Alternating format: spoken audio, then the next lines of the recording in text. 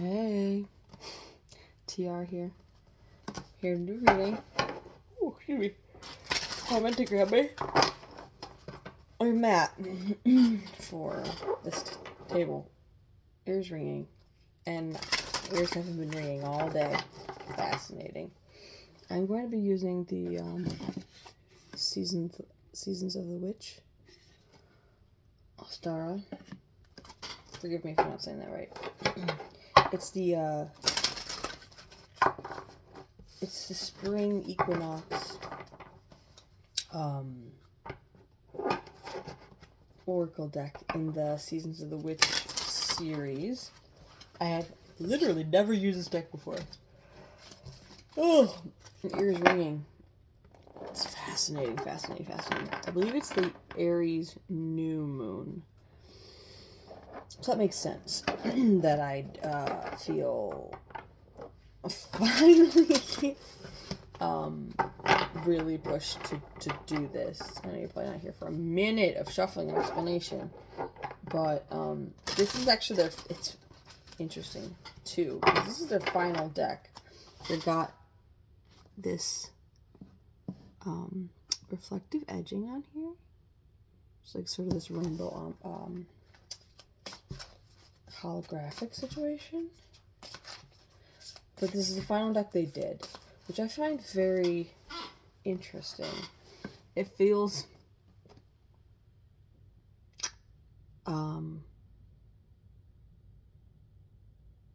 like the end of a healing journey, where you're shifting from, like, what is it, like, I mean, this isn't, in my opinion, it's the suffering, then the seeing of the suffering, and then there's like the stages of grief, but then there's like the planning on how to what to do, and then cycle through that a million different times. Healing and pendulum swinging and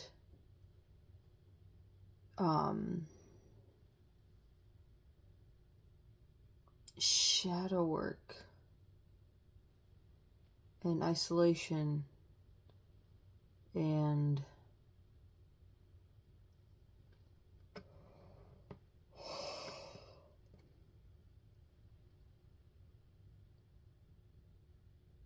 a lot of stuff. I'm sorry, this is like random, right? But then eventually there's a new start.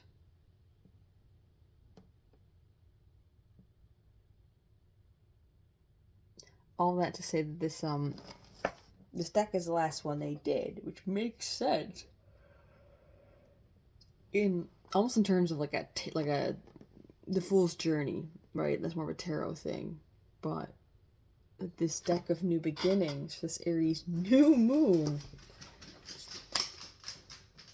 Doggo, go ahead, baby. You can get through. I'm sorry. Go ahead. Just a little bit. Thank you for your patience. So, a new beginning, but it's like I wanted to say cornerstone, but that's not exactly what I mean, but could be. I'm thinking a few different things, like cornerstone, hearthstone, and then there's the keystone, which is at the top of a doorway, portal energy. I don't know why I'm shuffling. Wait, no, I'm shuffling for transmute, focus. I might have to pull one. Fascinating if I'm not even supposed to use this deck. It was just a talking tool.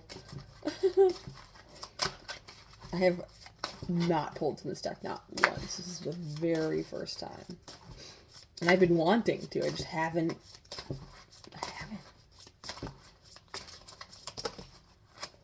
Alright, we're going to take the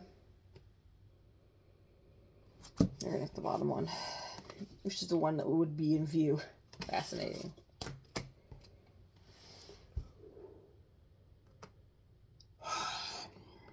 card number 25. Mushrooms.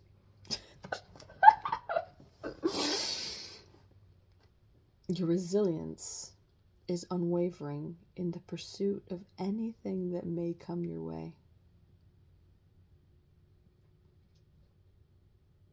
And that is where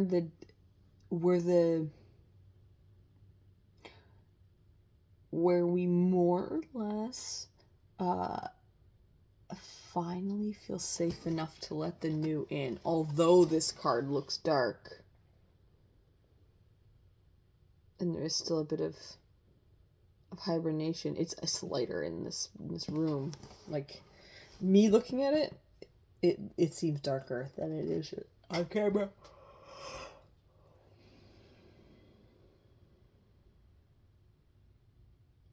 It's similar to that premise of, in movies where they, this is particularly in Big Fish, but I'm sure it's in several, where if they tell you, like if you trust a seer or whatever, it's up to, it's for you. But for those that believe, they don't want to hear how they, I take that back. For the ones that do want to hear how they die, like the gentleman did in Big Fish, he knew he could survive everything else.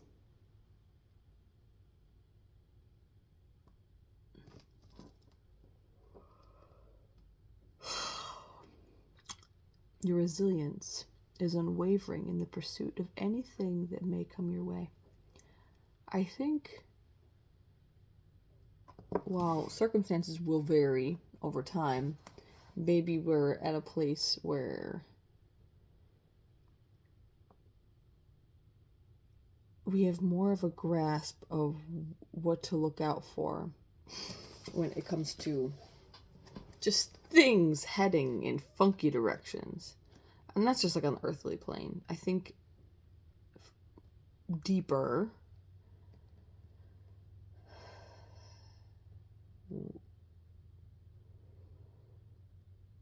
many of us, once we're ready for this end / new beginning, we've developed modes of sight in real time, but also methods of asking for guidance. Kind of what last night's message was. Nobody, I say nobody, but it only has like my view and somebody else's view on it thus far. But it was the gist was knowing I had to do a reading, right? And this is funny. I'm going to tell you this one little example because this is one of the ways that the universe communicates with me. And I want to look at that bottom card. See how cool that looks. I knew I had to do a reading, right? And I had been pushed. I had been called. And I had been a few weeks where I didn't feel it. And then all of a sudden I was like, all right.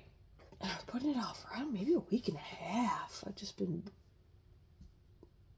doing other things, ADHDing out, right? And then finally, the whoever you are, it doesn't matter, what does not matter really in the grand scheme of it matters for my communication to me that I got one less subscriber. Somebody unsubscribed. And that's fine.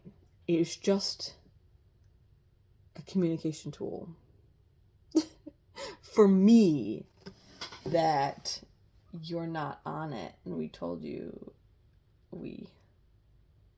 and I wasn't rolling my eyes, just like it was an encompassing, not a arrogant thing. And that's how they communicate with me. Like, if you can't get with the program that is, we shall give you the is not. And it's not always a negative thing like that, but it can be. If it's contextual, right? So like it'll be what works for you. I'm not saying punishment is exclusively what works for me. That's very much not true. All right, so card number 13, austere. I feel like this one's come up quite a bit. In the darkest of hours, when all seems to be lost, comes the magic of light. There's like fighting rabbits on her skirt or apron. I don't know why that caught my eye, but that's kind of funny. I mean, fighting, playing, having a discussion. Very interesting.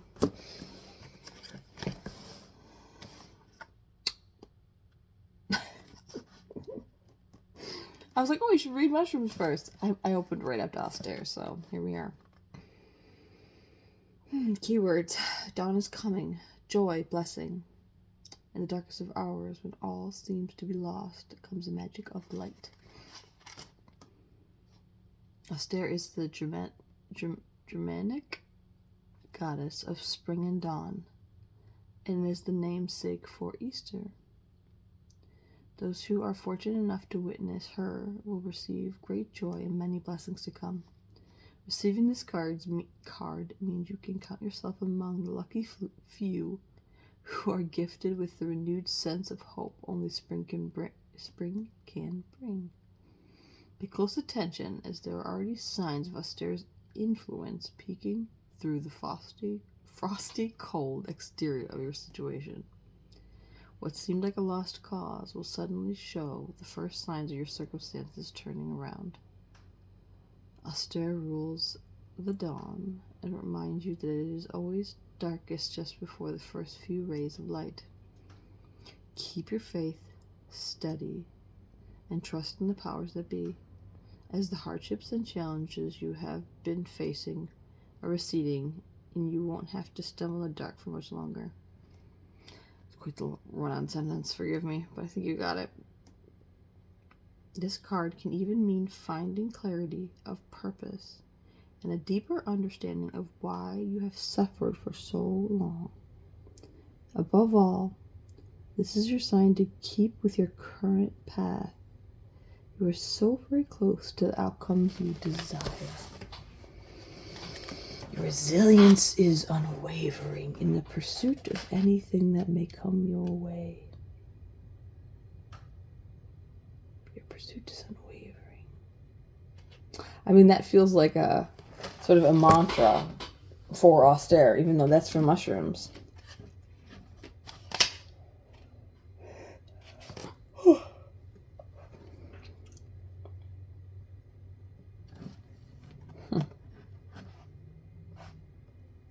I mean, Easter is, we don't have to get into the complexities of Easter.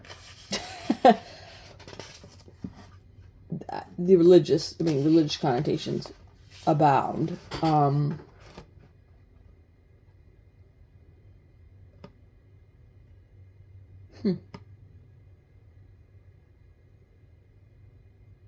mean, the suffering of,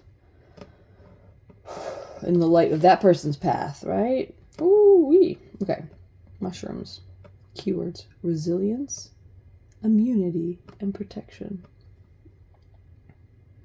Mushrooms, one of the best ingredients for cultivating immunity, are resilient in nature and use the harshness of their environments to grow stronger and spread wider.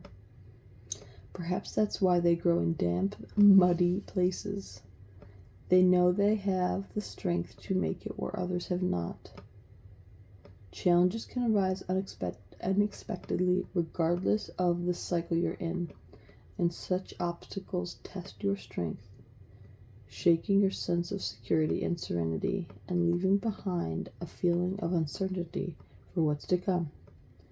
Receiving this card is not a sign that your troubles are over. Instead, it's a reminder that you have all the strength required to face your circumstances and come out of them stronger than ever before. This is your confirmation that you have an unyielding strength that bends but never breaks. While your situation may be difficult, know that you are protected from anything that is beyond your capability. Protected from. Your challenges will become the catalyst for your revolution. Revolution. It says evolution. Just as mushrooms have learned to thrive in darkness and humidity. To help build your spiritual immunity, take a closer look at the influences surrounding your situation. Whether that manifests as people, a change of events, or even your self-limiting thoughts. Discernment is required to recognize what is serving you in your situation and what is not.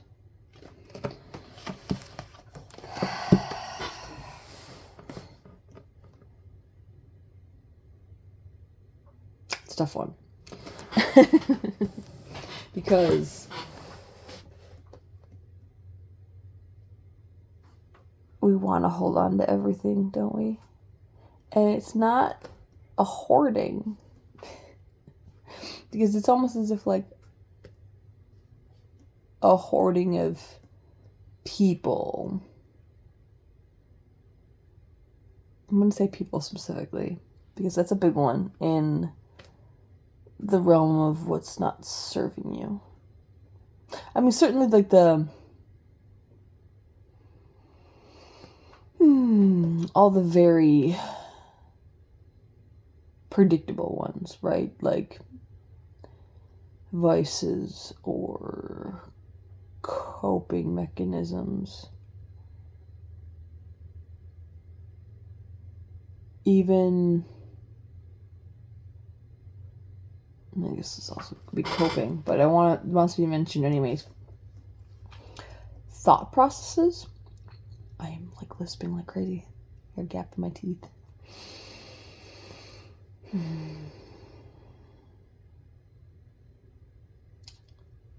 Not challenging our own thought processes when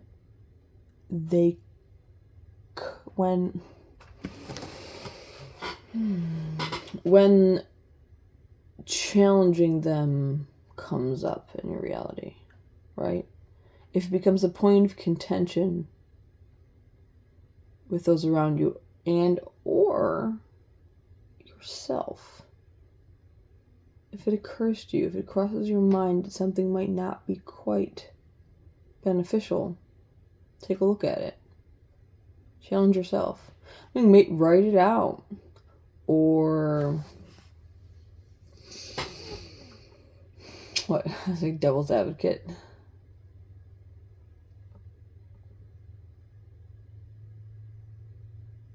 Or maybe speak it out loud. I do. Oh my gosh.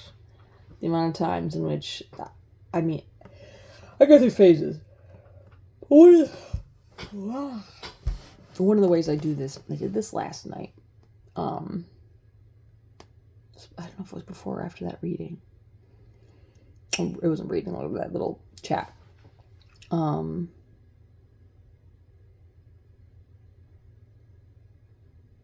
That if I'm struggling to really lay out my thoughts in as far as complex scenarios, say like a way, as a basic example, like a way in which I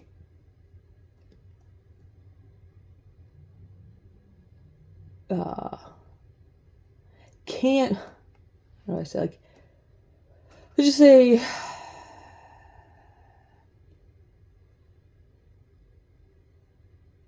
a behavior, something I do that I'm like not proud of, right? Like big one, huge one for me is being late to things. I'm always freaking late. I shouldn't speak on it that way. It's just, it's a truth. I would love for it to change, and you know, working on it, bits and pieces here. But with such frequency. That's one of the ones. It's like something along those lines of what are the ways in which I'm eating at my time beforehand? Like, what's the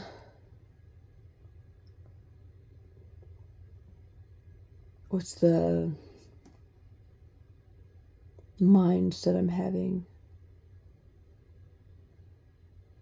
at the time of not doing what I need to be doing? Like we just said, like we true of any scenario in any part of the day, right? Like, why am I doing XYZ when I would like to be feeling more resilient? I mean, that's not even, there's no stigma, there's no judgment call, there's no image, there's no value statement. It's just,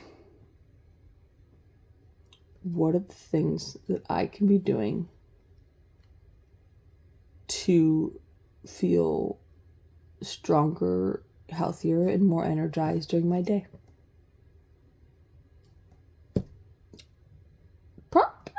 Many things. So it's just one of those ways where it's so funny. I was even going to get into all that. I was going to get into sometimes it's people. Because everything I just discussed was what I was going to say was the obvious stuff, right? The potentially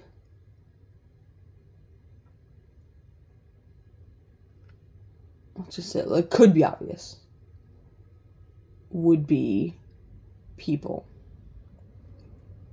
And maybe in moments it is, and other moments it's like,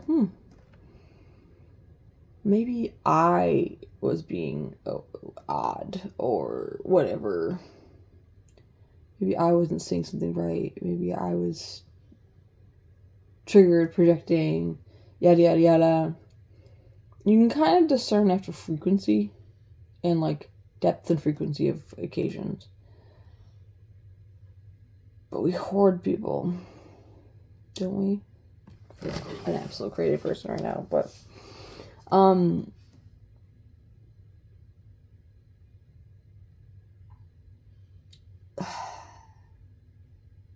it's for a myriad of reasons. Sometimes it's just fear of not having your people around you, right? And fear of not being as connected to others moving forward. Potential fear of backlash for not continuing to participate in a dynamic.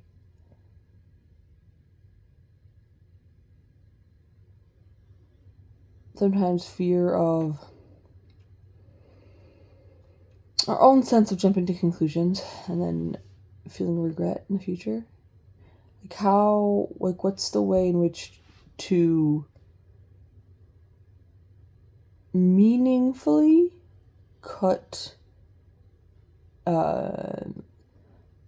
sever, let fade energetic cords without making it a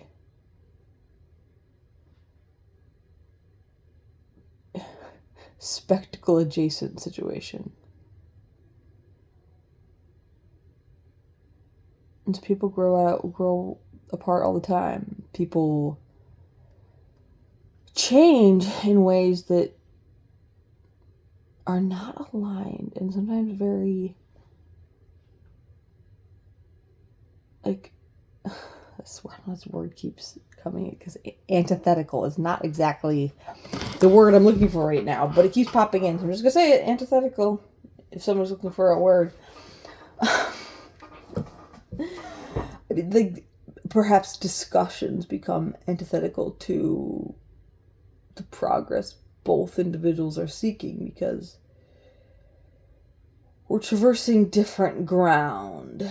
So you don't know what you don't know yet. And we all want to fight each other, and we don't even mean to.